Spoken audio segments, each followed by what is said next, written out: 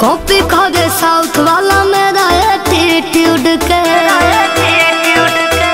सुनो और मेरे आगे फेल है हीरोइन बॉलीवुड के कॉपी करे साउथ वाला मेरा एटीट्यूड के हमरा चक्कर में लाइकन पे चले लगे आज फट जाए गोरी तो घर इंग्लिश ड्रेस फट जाए गोरी तो घर इंग्लिश ड्रेस बदमाश होवे जान हमार उत्तर प्रदेश जदि एगो कर देबो पगलिया देश बदमाश होवे जान हमार उत्तर प्रदेश। हाँ तो मुझे भी कम मत समझो।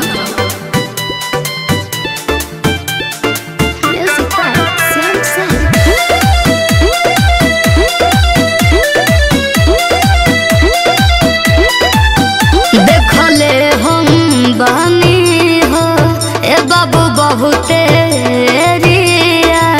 सब हार मानल बाटे सुनो हमारा हवेरिया सुनो होइला काई पूरा हमार गोरिया बदमाशन के लागी बजर गोरिया।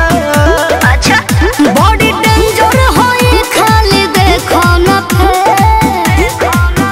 आज फट जाए गोरी तो घर इंग्लिश ड्रेस अच्छा फट जाए गोरी तो घर इंग्लिश ड्रेस बदमाश होवे जान हमार उत्तर प्रदेश जदि एगो कर देबो पगलिया देश बदमाश होवे जान हमार उत्तर प्रदेश।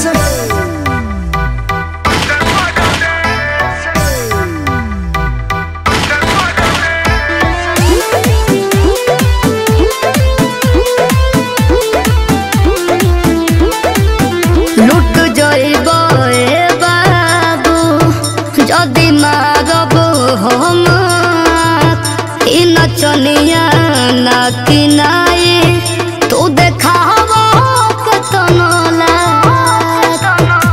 सुनो बुझ सरवे सचिन के इशारा जा अच्छा। नहीं यूपी में आईबो दोबारा जान जाइबो हम पीछा के बाबू कले बच के रहियो। सुन फट जाए गोरी तो घर इंग्लिश ड्रेस फट जाए गोरी तो घर इंग्लिश ड्रेस चलो ना। बदमाश होवे जान हमार उत्तर प्रदेश जदि एगो कर देबो पगलिया देश बदमाश होवे जान हमार उत्तर प्रदेश।